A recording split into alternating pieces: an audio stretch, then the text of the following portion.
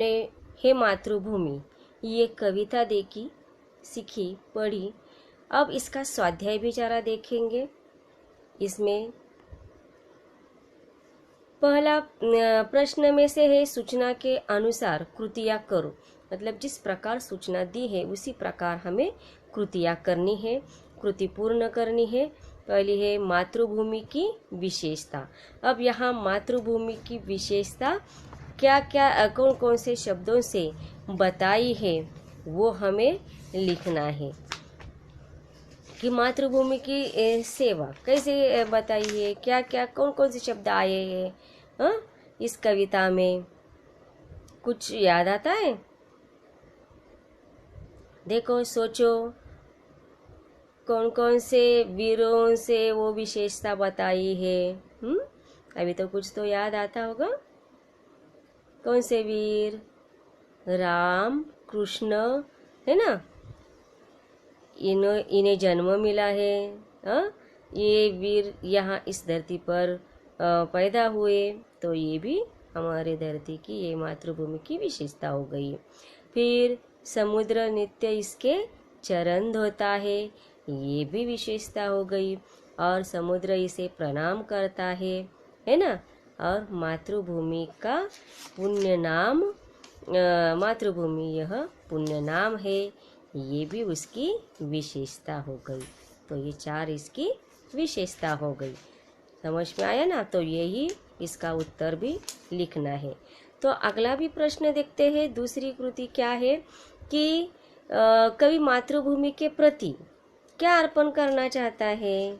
क्या अर्पण करना चाहता है कवि मातृभूमि के प्रति? क्या कहा है कवि ने, कहाँ पर है वो शब्द आपको मिलते हैं क्या? देखो क्या करना चाहा है। अपना मन। और दूसरे बॉक्स में क्या आ जाएगा? देह। मतलब कवि मन और देह अर्पित करना चाहता है। अब अगली है पंक्तियाँ पूर्ण करो। कविता की पंक्तियाँ पूर्ण करने। कविता का पहला सेवा में तेरी, कहाँ आ गया है वो शब्द, वो देखना है। और फिर अंतिम शब्द है बलिदान में। मतलब कौन कौन से आ जाएंगे इसमें? बलिदान में हो जाऊं, यहाँ तक आ जाएगा। तो सेवा में तेरी माता, मैं भेद भाव तज कर, वह पुण्य नाम तेरा प्रतिदिन सुनूं सुनाऊं। और अगली भी दो पंक्तियाँ आ जाएगी इसमें। तेरे ही काम आऊं, तेरा ही मंत्र गाऊं, मन और देह तुम पर बलिदान में जाऊं। तो ये चार पंक्तियाँ यहाँ पर आपको लिखनी है। फिर अगला है एक ही शब्द में उत्तर लिखो। अब उसका, उन प्रश्नों का एक ही शब्द में उत्तर आना चाहिए। कवि की जिह्वा पर इसके गीत हो। किसके गीत? किसके गीत? किसके गीत गाना चाहता है कवि? थोड़ा सा सोचो आप भी कि कवि के जिह्वा पर किसके गीत होने चाहिए। तो क्या सोचता है कवि कि मातृभूमि, इस धरती को बहुत प्रेम करता है ना मातृभूमि पर, तो मातृभूमि के गीत। अब मातृभूमि के चरण धोने वाला कौन है?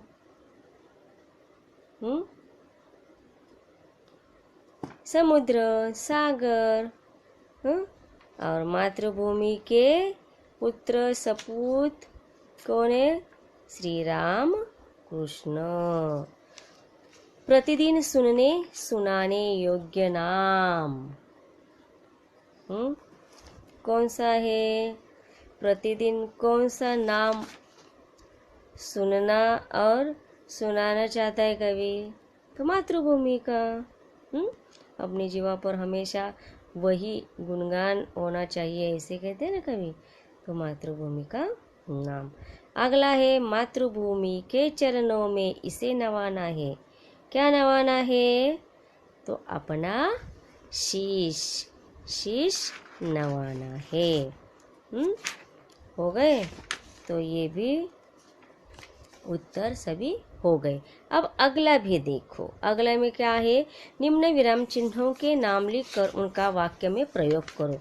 अब यहाँ पर ये भाषा बिंदु मतलब ये व्याकरण का भाग है। तो पहला है चिन्ह कौन सा, देखो हर एक चिन्हों को ध्यान से देखो। पहला चिन्ह है पूर्ण विराम, दूसरा है अर्ध विराम, तीसरा है प्रश्न सूचक या प्रश्न चिन्ह, अगला है योजक चिन्ह। यहाँ पर 2 बार प्रश्न चिन्ह दिया है, आगे भी एक प्रश्न चिन्ह दिया है। फिर विस्मय सूचक है ना, विस्मय सूचक चिन्ह, फिर एकहरा उद्धरण और दोहरा उद्धरण, और फिर आगे एक छोटी डैश है, थोड़ी सी बड़ी डैश है। पहले जो योजक चिन्ह है, योजक चिन्ह से थोड़ी सी बड़ी रेखा खींची हुई है, तो उसे कहा जाता है निर्देशक चिन्ह। अब आगे है शब्दों के आधार पर आपको एक कहानी लिखनी है। तो वो कहानी के लिए देखो ध्यान से सुनो, कौन से ये सभी जो शब्द दिए हैं वो सभी शब्द लेखन में आने चाहिए। कौन से, ग्रंथालय, स्वप्न, पहेली और कांच, ये सभी शब्द उसमें आने चाहिए। तो आप अपने मन में कल्पना करके भी लिख सकते हैं, लेकिन ये सभी शब्द वहाँ पर आने चाहिए। देखो यहाँ पर एक मैं ऐसे ही कहानी आपको बताती हूँ जो एक लड़की की है। वो उसे पढ़ाई में बहुत दिलचस्पी थी। उस लड़की का नाम हम तब तक नेहा रखेंगे। तो ये जो नेहा थी बहुत ही पढ़ाई में रुचि रखने वाली थी, लेकिन वो जिस गांव में रहती थी वहाँ पर सिर्फ 7वीं तक की कक्षाएं थी। अब आगे कैसे पढ़ाई करे, तो उसकी चाह के कारण वो आगे स्कूल में जाती, लेकिन ये सभी उसकी कल्पना है, उसके मन में आए हुए विचार है, ये ध्यान में रखो। और जहाँ पर वो माता पिता का ये मन ये करके परिवर्तन करके वो शहर में जाती है, वहाँ पर वो जिस स्कूल में प्रवेश दाखिला लेती है वहाँ पर एक बड़ा सा ग्रंथालय वो देखती है। बड़ी स्कूल, बड़ा ग्रंथालय। हाँ, तो ये सब कुछ स्वप्न देख रही है। हाँ, स्वप्न में आया रहा है उसके, तो ग्रंथालय देख रही है। फिर उस ग्रंथालय की जो दीवारें है वो कैसी है, वो या जो अलमारी है ग्रंथालय की दीवारों को चिपक कर जो अलमारी है, वो अलमारी को सभी कांच के दरवाजे है। कांच इधर उधर सरका कर वो अंदर की किताबें उस ग्रंथालय में से ले सकते हैं, ऐसी सुविधा थी। और वो सब कुछ पहली बार ही देख रही थी, और ये सब कुछ स्वप्न में देख रही थी। तो ये उसका सपना मतलब उसके लिए एक पहेली जैसे लगता है, क्योंकि उसकी बहुत चाह थी पढ़ने की। तो ये इसकी इच्छा आखिरकार पूर्ण हो जाती है, यानी कि जो उसने सपना देखा वो उसने हकीकत में भी प्राप्त किया।